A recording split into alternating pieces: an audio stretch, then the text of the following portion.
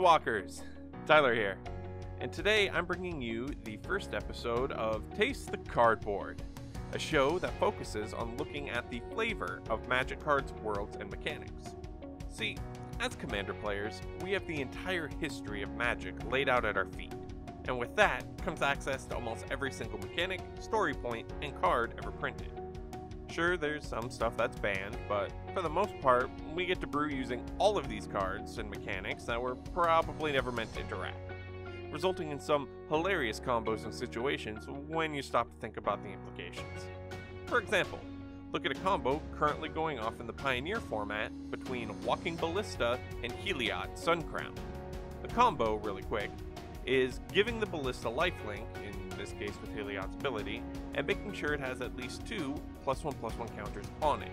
You remove a counter, you have it ping a target, triggering lifelink, and you cause it to regain the counter thanks to Heliod. Wash, rinse, repeat. The flavor of the Ballista, which is a walking war machine that's firing off giant arrows, in this case represented by the +1/+1 counters, combined with the flavor of Heliod, that being a god granting a boon to his worshippers and boosting their power, creates a really funny image of this Ballista bathed in heavenly radiant glow of a god from another plane of existence, firing off missile after missile in Heliod's name, rapid fire never ceasing.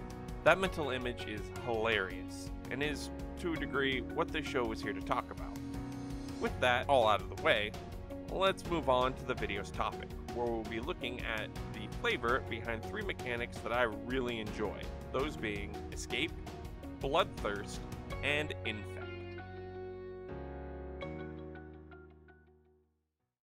Escape is a mechanic first seen, and as of writing only seen, in Theros Beyond Death, released on January 24th, 2020. Theros is a world built around Greek myth, a land filled with gallant heroes and dangerous monsters, powerful gods, and sprawling cities. In the sky above, Nyx, the realm of the gods, and deep below, the dreaded underworld, where all who perish on the plane are sent to receive judgment from the god of death himself, Erebos. The underworld is his realm, and through the power of his whip and his guardians, such as the Cerberus, none who enter may leave without Erebos' say-so. Make a deal with him, and you may return to the realm of the living, but as an undead wearing a golden mask, unable to form long-lasting relationships, forge new memories, or take your place back amongst civilized society. These are the returned, and they live a truly damned existence.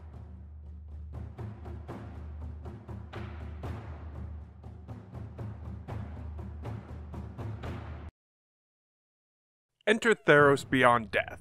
Our second visit to the plane. This time around, we're seeing the gods in civil war with each other, spearheaded by Heliod, the god of the sun himself. During this calamity, we see that the underworld is growing increasingly unstable, with beings making mad dashes for the world of the living to regain their mortal lives. From here comes the escape mechanic. The way escape works is simple. If there's a creature with escape in your graveyard, you may pay the escape cost and exile an amount of cards from your graveyard to cast that card again, this time from the graveyard.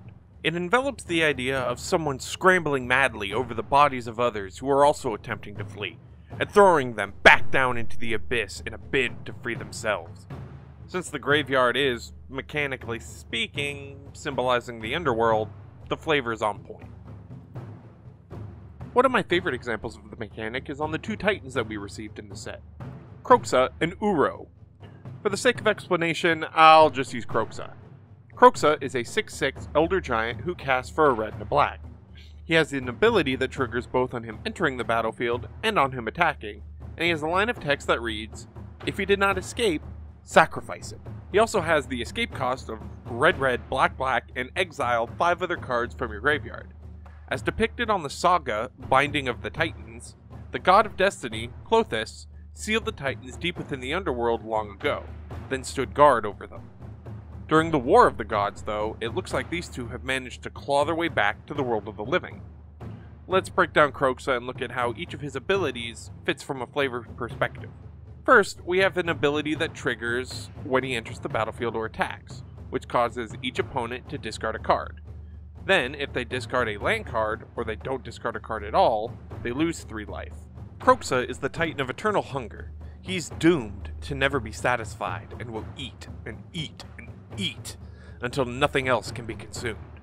Forcing an opponent to discard on him entering or attacking signifies him eating some resources of the opponent. However, if they don't have a non-land card to sacrifice to Kroxa, he takes a bite out of them, shown by the loss of life. Delicious in a somewhat terrifying way if I've ever seen it. Next, let's look at his forced sacrifice if he didn't escape.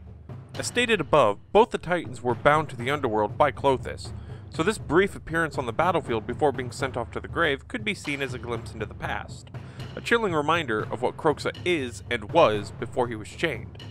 However, if he escapes, his nightmare can continue. He's broken from Klothys' bindings, and has made his way back to the surface, consuming innocent lives all along the way.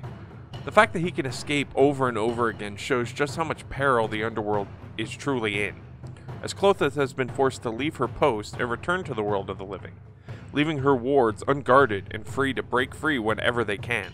Truly beautiful mechanic design, from a lore perspective.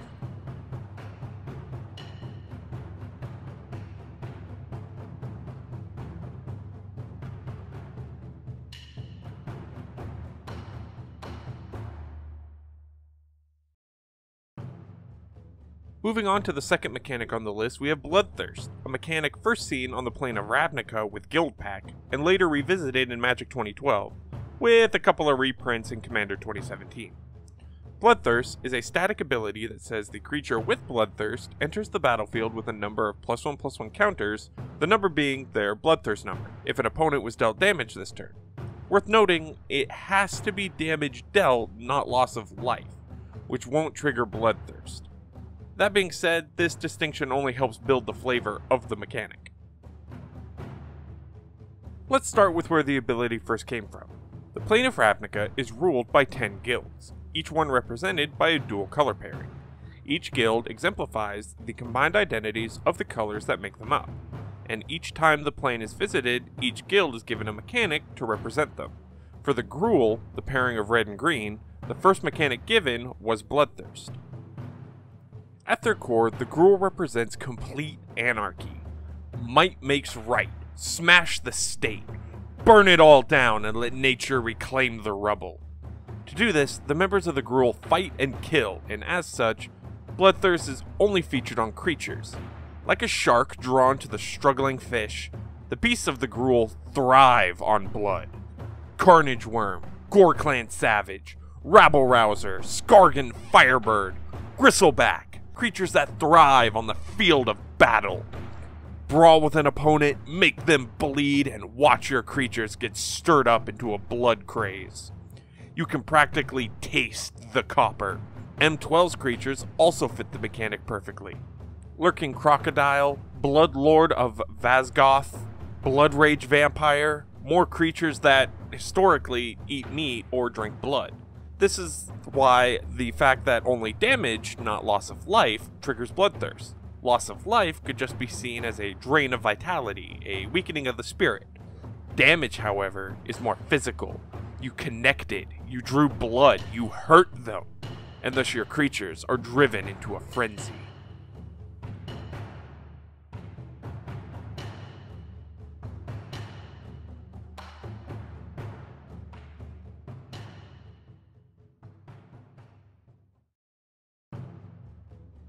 The final mechanic that we're going to look at today is my personal favorite of the three, and that's Infect, because I'm an actual monster. First introduced in Scars of Mirrodin and last used in New Phyrexia, Infect is a mechanic that is centered on the Phyrexians, a group of horrible biomechanical monsters originally brought about by the evil Yawgmoth. The way the Infect mechanic works in the concept of the card game is simple. A creature with Infect, let's use Ichor Claw Mirror as our example, doesn't deal damage in the conventional way. When it clashes with another creature, rather than damaging that creature, it's going to give -1/-1 counters. In the case of the mirror, if it attacked and it was blocked, its ability would first boost its base power and toughness to 3/3. Then, when it dealt damage to the creature blocking it, it would instead give that creature 3 -1/-1 counters, which would stay on even after the regular damage has fallen off or if the mirror was killed. Should the creature with Infect hit a player, on the other hand, that player wouldn't lose any life and would instead gain poison counters equal to the amount of damage they would have taken. In the case of our mirror, if it swung in and wasn't blocked and it hit the player, it wouldn't cause the player to lose 1 life. Instead, it would leave behind 1 poison counter, which stays on that player. Build up 10 of these counters, and the player with the poison counters on them loses, regardless of their life total. In terms of the flavor, all one really has to do is just look at the creatures that have Infect. The Ichor Mirror, Phyrexian Crusader, Ichor Rats, Phyrexian Hydra, all these creatures seem sickly and are dropping with Phyrexian oil, the liquid that corrupts beings into joining the Phyrexian cause. They bite, slash, stab, and poke, filling their foes with this thick, disgusting fluid, poisoning the targets from the inside out. And once you're infected, it's almost impossible to ever be clean again. Creatures are stuck in a weakened state, making it harder and harder for them to fight off the hordes of Phyrexia. Players have the poison building up inside of them until their bodies can't take it anymore, and they expire. The world of Phyrexia is cruel, underhanded, and unforgiving.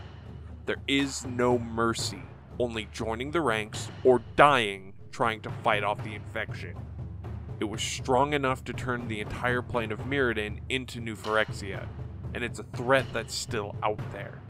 Bit by bit, everything will fall to the oil, 1 counter at a time, until nothing is left.